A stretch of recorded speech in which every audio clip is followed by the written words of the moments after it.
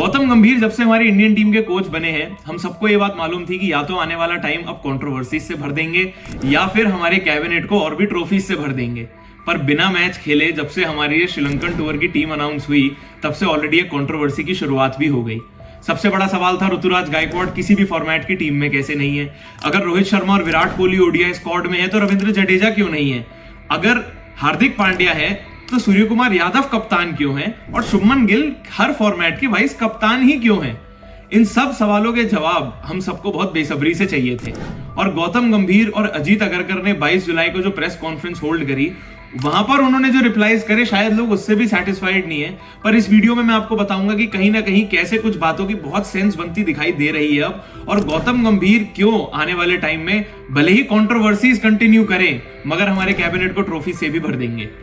गौतम गंभीर की ना एक बात तो बहुत क्लियर है कि पिछले 4-5 सालों से हमारी इंडियन टीम जिस भी फेज से गुजरी है, जो भी हमारे नेगेटिव्स रहे हैं, जो पॉजिटिव्स रहे हैं, उन सब चीजों को उन्होंने भले ही बाउंड्री के बाहर से बट फिर भी बहुत क्लोजली मॉनिटर किया है। और अब जब वो फाइनली कोच बन गए हैं तो वो इन सब चीजों को खुद इंप्लीमेंट करना चाहते हैं, जो भी उनका एनालिसिस है, not just as a coach जो उनका एक्सपीरियंस है but even as a player. क्योंकि आते ही जो सबसे बड़ा डिसीजन उन्होंने सबसे पहले दिया है वो ये है कि T20 इंटरनेशनल्स में सूर्य कुमार यादव कप्तान रहेंगे और हार्दिक पांड्या नहीं रहेंगे। प्रेस कॉन्फ्रेंस में उन्होंने और अजीत अगरकर ने जो बात करी वो हार्दिक पांड्या की फिटनेस हिस्ट्री के बारे में करी। और देखा जाए तो इस पे लोग उनको बैकलैश बहुत दे रहे हैं क्योंकि हार्दिक पांड्या को सबने अपने मन में तो कप्तान बना लिया था।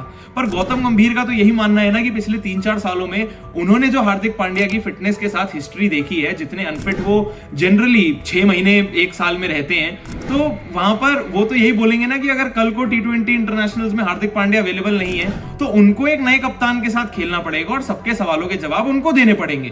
तो क्यों ना वो इस नई शुरुआत को एक ऐसे कप्तान के साथ करे जिनके सारे मैचेस खेलने और सब मैचेस में अवेलेबल होने के चांसेस ज्यादा हैं। अब बनाने को तो इस बात को हम कितनी भी बड़ी कंट्रोवर्सी बनाकर कुछ भी इंटरेस्टिंग खबर छाप सकते हैं, पर उनकी बात को अगर सुना जाए और समझा जाए तो वो एक्चुअली बहुत सिंपल बात है। अगर आप अवेलेबल रहोगे, फिट रहोगे, टीम के हित में सोचोगे तो जरूर आपको उतना ही रिवॉर्ड मिलेगा और टीम आपको अपने साथ आगे लेकर चलेगी।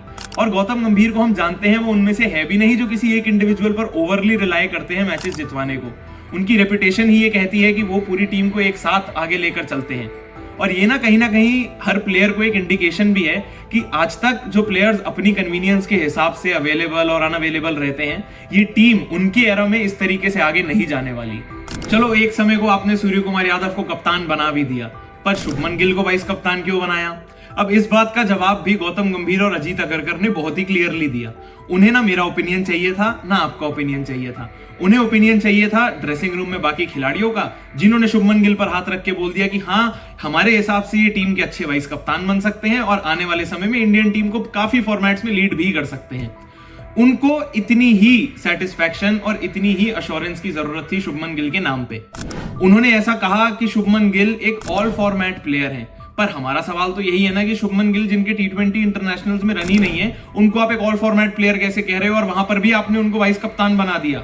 शुभमन गिल को वाइस कप्तान उनकी बैटिंग फॉर्म की वजह से नहीं बनाया है। शुभमन गिल को वाइस कप्तान इसलिए बनाया है क्योंकि उनके कैरेक्टर में कोचेस को, प्लेयर्स को वो बात दिखती है कि वो शायद आने वाले टाइम में हमारी इंडियन टीम को लीड कर सकते हैं। और यही तो एक सही समय है ना एक ऐसा वाइस कप्तान चुनने का जो आज हमारे बाकी सीनियर खिलाड़ियों से सीख के कल उन चीजों को खुद कप्तान बन के इंप्लीमेंट कर पाए। उनकी बैटिंग फॉर्म का रिवॉर्ड तो उनको इसी बात से मिल गया था कि उनको T20 वर्ल्ड कप की स्क्वाड में ही नहीं लिया। अगर उनके 2024 के IPL में रन नहीं थे, स्ट्राइक रेट बहुत ढीली थी, तो नहीं लिया उनको वर्ल्ड कप की स्क्वाड में और जीत गए हम। पर यह बात नहीं है कि आने वाले वक्त में शुभमन गिल T20 क्रिकेट में वो अचीव नहीं कर सकते जो उन्होंने ऑलरेडी ODI और टेस्ट में अचीव किया है और करके दिखाया है। अगर शुभमन गिल के 2024 के IPL में रन नहीं थे तो 2023 के IPL में खूब रन थे। और यही बात दर्शाता है कि शुभमन गिल में वो बात है कि अगर उन पे आज इन्वेस्ट किया जाए तो जरूर वो कल आपको वैसा ही रिवॉर्ड लाके देंगे जो हमारे बाकी सीनियर खिलाड़ियों ने खुद इतने साल खेलने के बाद हमें अब लाके दिया है।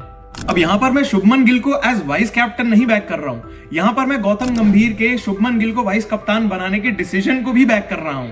क्योंकि देखा जाए तो गौतम गंभीर का इस गेम में प्लेयर को परखने की जो एबिलिटी है वो हम सबके सामने है। किसने सोचा था कि वो खुद जब कप्तान थे KKR के तो सुनील नारायण को ओपन कराने का डिसीजन अच्छा हो सकता है, मगर उन्होंने ओपन कराई, ट्रॉफी भी जिताई। 10 साल बाद जब KKR के वापस मेंटोर बने तो फिर से सुनील नारायण को ओपनिंग पोजीशन पे धकेला और वहां पर भी उन्होंने कमाल करके दिखाया और 10 साल बाद एक और ट्रॉफी भी जिता दी। ऐसी ही कुछ बातें हैं गौतम गंभीर के बारे में कि इस गेम में वो एक प्लेयर को किस तरीके से डिटेक्ट करते हैं, एक प्लेयर के अंदर किस तरीके से वो उनका बेस्ट निकाल कर लाते हैं और रिजल्ट्स भी प्रोवाइड करते हैं। जहां तक बात ऋतुराज गायकवाड़ की इस टीम में ना होने की है, तो ये तो हम सब जानते हैं कि उनमें कितना टैलेंट भरा हुआ है। अभी अगर वो इस टीम के दरवाजे सिर्फ खटखटा रहे हैं तो बहुत जल्द अपने रनों से दरवाजे तोड़कर इस टीम में शामिल भी हो जाएंगे। अगर हमें किसी पॉजिटिव पे फोकस करना चाहिए तो वो ये भी तो होना चाहिए कि इस टीम में श्रेयस अय्यर और केएल राहुल की वापसी हो गई है, जिनके नाम पर हमें लग रहा था हमेशा के लिए कांटा लग चुका है, जिन्होंने 2023 के ओडीआई वर्ल्ड कप में अपनी एक्सेप्शनल परफॉर्मेंसेस से टीम को मुश्किल सिचुएशन से निकालकर मैचेस जिताए भी और फाइनल खिलाया भी। उनकी इस टीम में फाइनली वापसी हो गई है और शायद ये हमारे लिए 2025 की चैंपियंस ट्रॉफी के लिए बहुत अच्छे साइंस हैं कि गौतम गंभीर एक्सपीरियंस को बैक कर रहे हैं, गौतम गंभीर कैरेक्टर्स को बैक कर रहे हैं और अपने हिसाब से टीम बनाना चाहते हैं। यहाँ हमारी ये बात समझनी बहुत जरूरी है कि गौतम गंभीर सिर्फ दूसरों की सुनी सुनाई बातों से या पॉपुलर ओपिनियन सुनकर टीम को आगे नहीं चला सकते। उन्हें अपनी एबिलिटी को और अपने डिसीजंस को खुद बैक करना ही पड़ेगा। यहाँ पर एक चीज और बहुत अच्छी थी स्क्वाड के बारे में कि हर्षित राणा को इस टीम में पिक किया गया है, क्योंकि गौतम गंभीर ने खुद बहुत क्लोजली हर्षित राणा के साथ काम किया है, तो जरूर ये कहीं ना कहीं उनकी पिक होगी कि उन्होंने देखा है उस लड़के में कुछ बात है, उस लड़के में वो एग्रेशन है कि वो चाहते हैं कि वो इस टीम के साथ आगे जरूर जाए। मे बी मैचेस ना मिले, बेंच पे रहे, बट जितने टाइम वो इस टीम के साथ सीखेंगे, आगे बढ़ेंगे, तभी आने वाले समय में हमें उनके जैसा एक एग्रेसिव फास्ट बॉलर तैयार होता दिखाई देगा। और ये तो अभी कोच गौतम गंभीर का इस नए एरा का पहला ही टूर है। आने वाले समय में जरूर कई नई खिलाड़ी हमें इस टीम में आते हुए दिखेंगे, परफॉर्मेंस के बेसिस पे इस टीम से प्लेयर बाहर होते भी दिखेंगे। इतनी सारी ट्रॉफीज आ रही हैं, बहुत ज्यादा एक्साइटमेंट है। बस रोहित शर्मा और विराट कोहली 2027 के वर्ल्ड कप तक फिट रहे, क्योंकि उनकी बैकिंग उनको हमारे नए कोच से मिल जरूर चुकी है। बाकी आप लोगों के क्या कमेंट्स हैं, क्या ओपिनियंस हैं हमारे इस नए गौतम गंभीर एरा के बारे में, नीचे कमेंट सेक्शन में जरूर बताना। वीडियो पसंद आई हो तो लाइक जरूर करना और ऐसी और वीडियोस देखने के लिए चैनल को सब्सक्राइब करना मत भूलना। मिलते हैं अगली वीडियो में।